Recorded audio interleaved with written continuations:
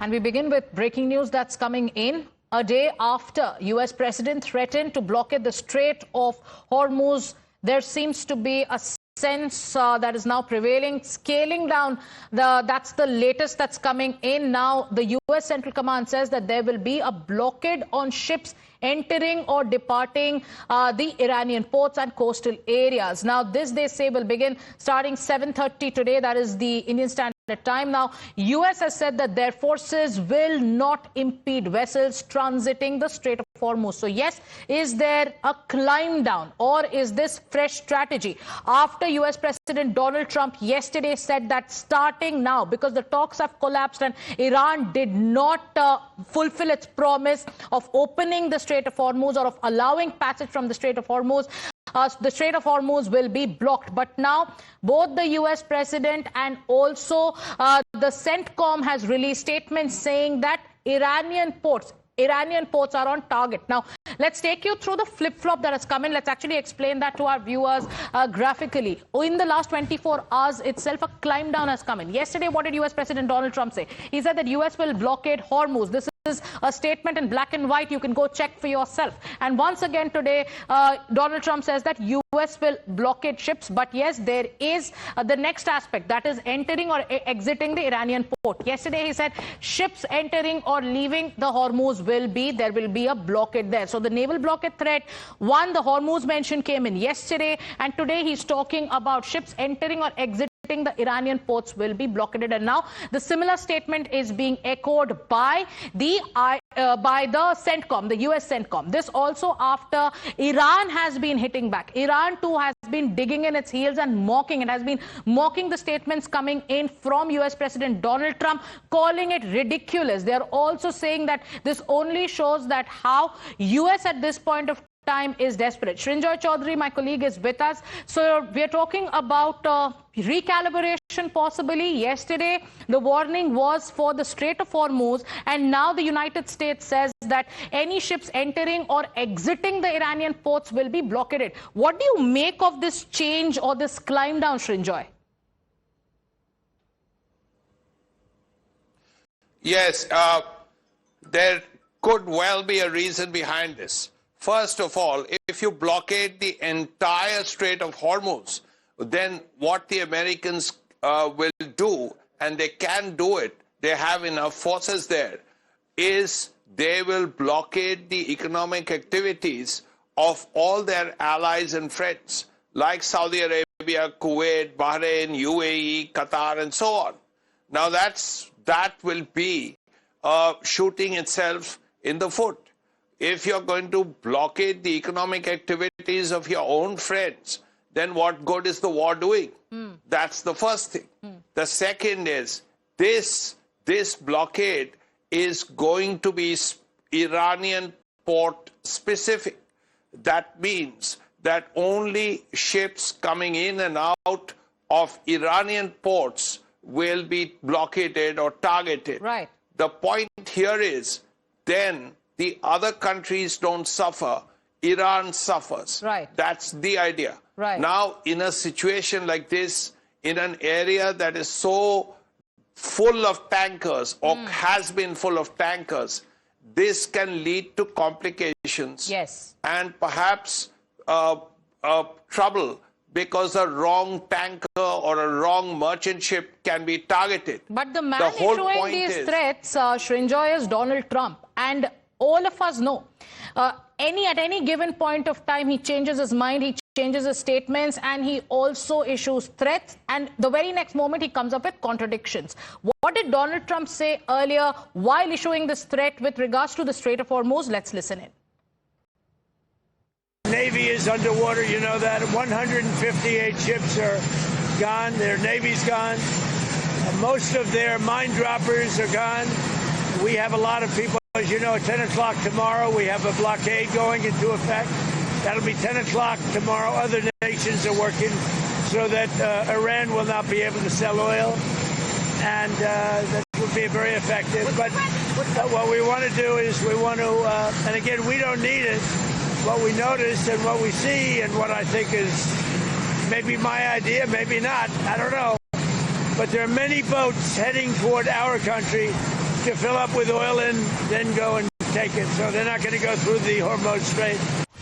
And with that, we have some breaking news coming in. Iran has also issued a stark warning after the naval blockade warning, naval blockade threat targeting Iranian ports has been issued by the US. Now, Tehran, in its latest statement that has been carried out by the state broadcaster there, has gone ahead and has said that security in the Persian Gulf and the Sea of Oman must be one for everyone or for no one. Now, this is a warning that has been issued that if Iran's ports are threatened, no port in the region will remain safe. So Iran too digging in its heels, and Iran too hitting back, staring back, not ready to blink. Talks have collapsed. Iran is saying that we will not allow any compromise with our rights.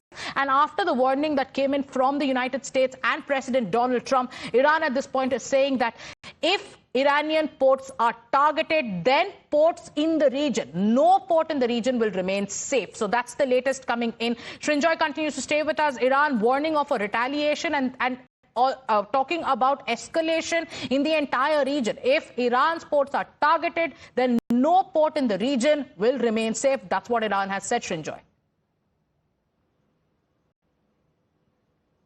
Yes, which really means that Iran is saying, okay, if you target our ports, we are going to target every other port in the area. And they have targeted one or two in the past, but we will target every other port. That's a clear warning, which means that whether it's Kuwait, Bahrain, UAE, Saudi Arabia, all of them will face the wrath of Iran's missiles or armed drones. That's Iran's threat, a very clear threat coming out. Now, what this will lead to, how much damage it will cause, remains to be seen.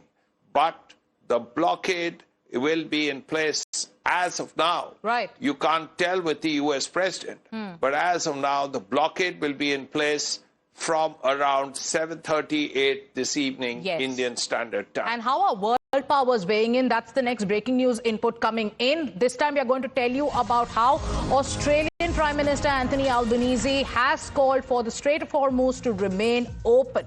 The warning by the United States right now is that ports of Iran, any ship exiting or entering the ports of Iran will be blockaded. And right now, Anthony Albanese has said that there has been no request for Australian involvement, while stressing the need for peace and talks. Let's play out what he said. After that, we'll tell you what Japan's position is. Well, I want to see the resumption of peace talks. We want to see an end to this conflict. It's having a devastating impact on the global economy, and the longer it goes, the bigger the impact will be and the longer the tail will be as well. And so we want to see an end to the conflict. We've made that very clear for some time.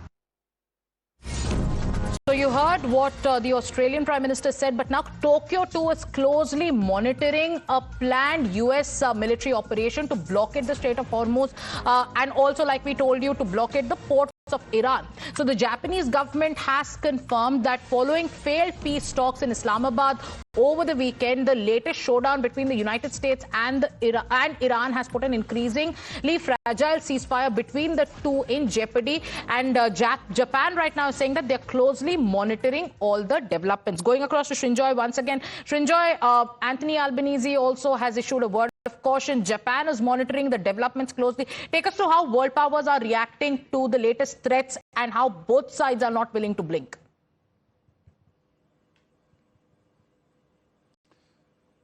The oil that comes out of the Strait of Hormuz mostly goes to Asian countries. It comes to India, it comes to China, to South Korea, to Japan. Now, Iranian oil largely goes to the Chinese. Now, if Iranian oil exports are stopped forcibly by the United States, the Chinese are not going to be very happy. Now, what they do, how they do, actually remains to be seen. But at this point, you could argue that the Chinese will be unhappy. India, after the sanctions were imposed on the Iranian oil, stopped largely stopped buying any Iranian oil. Now, again, because sanctions have been lifted to an extent, India is buying some Iranian oil. Right. The point, however, is that if China finds itself not getting the Iranian oil it wants, it could be fairly miffed. Now, how China deals with that, how China reacts, remains to be seen. We'll probably know by tomorrow.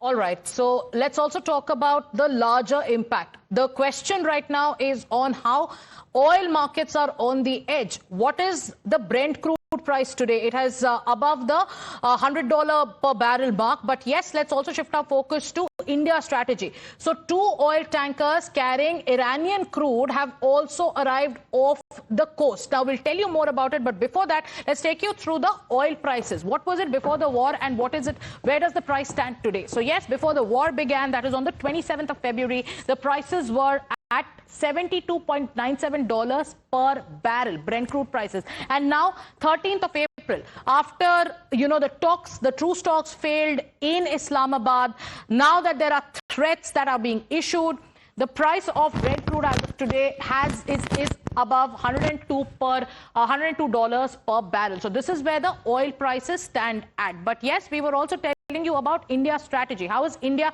securing its energy supplies? For that, we have the latest information coming in, and that's the breaking news update about how there are 2 oil tankers carrying Iranian crude have arrived off India's coast, marking the first such deliveries in nearly 7 years. So the Iran-flagged tanker Felicity is anchored off the Sikka port in Gujarat, while the Korakau-flagged Jaya is waiting near Paradip in Odisha. Now, these shipments have come in under a temporary US sanctions waiver, and that has given us a window that allows the sale of Iranian oil already on water, aimed at easing global supply pressures and also cooling prices. But the timing obviously is crucial. Even as these tankers arrive, the talks between US and Iran have failed, like we've been telling you, and Washington has announced a blockade targeting the Iranian ports. So yes, Iran-flagged tankers have arrived right now, Srinjoy. What does this mean? How is India looking at the developments, the threats that have been issued by the United States?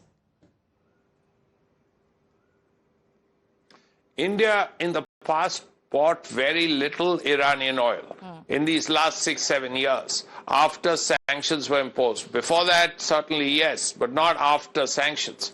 So this is actually a bit of a bonus because, as you said, the Americans lifted the sanctions partly because at that point, America also feels it's important to keep the price of crude oil down, which is why demand and supply situations have to be looked after. So if there are Iranian ships going to different parts of the world, then that have been loaded and moving out, well, then the sanctions are lifted on them. That's how it was. So Iran could now conceivably, after the sanctions was lifted, sell India oil, and India would easily buy it without facing any sanctions. But now, after this, India, because of the blockade, right, Iran will be stopped from selling any oil. Yes. Because there will be a blockade. Yes, and now, that's why we're saying the timing, Srinjoy, is very critical. So 2 oil tankers carrying Iranian crude have arrived off India's coast, marking the first such deliveries in nearly 7 years. Thank you so much for joining us on this broadcast, Srinjoy, and breaking down all those details. With that, it's time for us to take a short commercial break.